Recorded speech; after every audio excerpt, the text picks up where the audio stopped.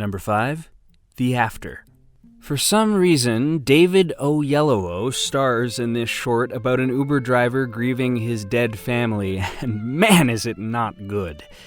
I'm sad to say that The After feels like it's been built from the ground up to elicit maximum sympathy, and that's it. There's nothing specific going on here, just a bunch of contrivances to make sure we feel bad for this basically anonymous character who is the sole survivor of a basically anonymous tragedy. Let's look at how Oyelowo loses his family to begin with. Major spoilers, obviously. It is the most baffling, reverse-engineered situation possible. I can hear the writing session in the back of my mind. Let's see, we need to wipe out this guy's family really quick so we can get to the Oscar-worthy grief stuff.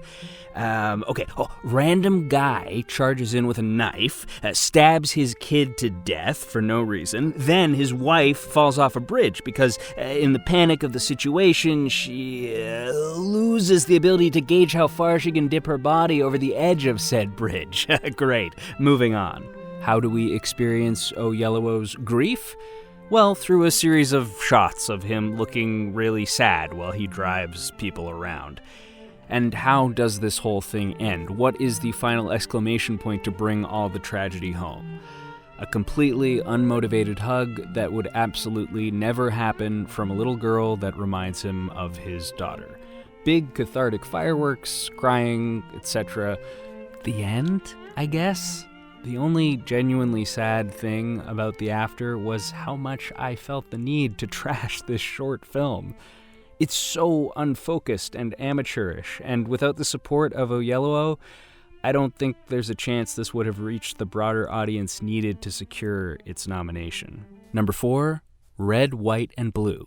Once again, we're dealing with a number of sympathy-baiting contrivances here. There's a pretty standard road trip montage, characters who are inexplicably too kind or too rude, a single mom struggling to fall asleep, but Red, White, and Blue is an abortion short, so at least in contrast to The After, it's about something real. There's also a pretty solid twist near the end, but it's one of those twists that doesn't hold up super well thinking about the rest of the short after the credits roll.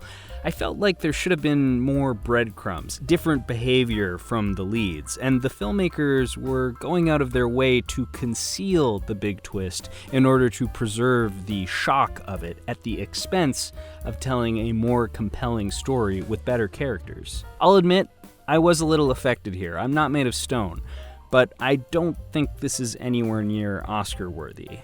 Okay, we're out of the woods. Let me tell you, everything from here on out is good stuff. Number 3, Invincible. A beautifully shot, moving tribute to a real person. This short slowly reveals the life of 14-year-old Marc-Antoine Bernier, who's stuck in a Quebec detention center dealing with his imprisonment and his strained relationship with his family.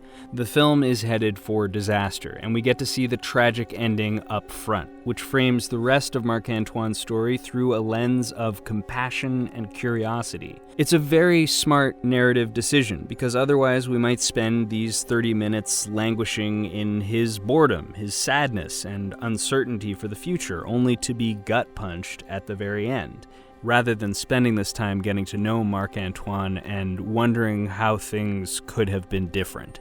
I will say there's a fly-on-the-wall quality to Invincible that never fully crystallized into Marc-Antoine's interior point of view, for me at least. His state of mind feels more abstract and elusive than I would like by the end, but still, this is a powerful short, and I'm happy it's getting recognition.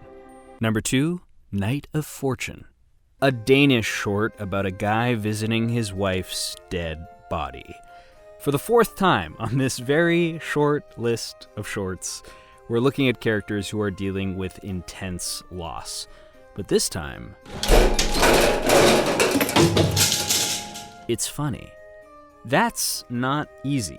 And particularly within this collection of grief trauma stories, that tonal shift feels like a cup of water in the desert.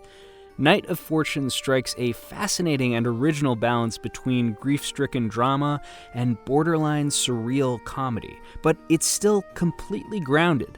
Most of the characters are sad clowns, but they still have dignity.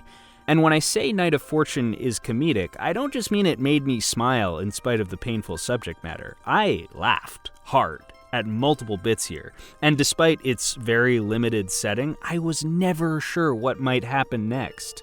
This is an unpredictable, truthful, vibrant short about death, and in most years it would easily rise to the top of my list of best live-action short films. But this is the year Wes Anderson decided to throw his hat into the ring. Number 1, The Wonderful Story of Henry Sugar. This was my number 3 movie of 2023, never mind its short film status, and most of what I'm about to say was covered in my Best of 2023 video, go check it out, but allow me to say it again. This is my favorite thing Wes Anderson has made in years. I loved this story as a kid, and I might love it even more as an adult. Wes makes some inspired choices, getting the characters to read the story to us out loud on screen, and even though he's visualizing a great deal of that story in exquisite detail, he also manages to enable the viewer's imagination by leaving a significant portion of the text to the actors rather than showing us every little thing. He stages this whole short in a classic Wes Anderson storybook kind of way. It's artificial, it feels like a play, so we need to fill in the gaps ourselves. My favorite example of this is when Henry throws his money off the balcony and we only hear the chaos below. No tilts, no extravagant shots of the crowd, just a soundscape.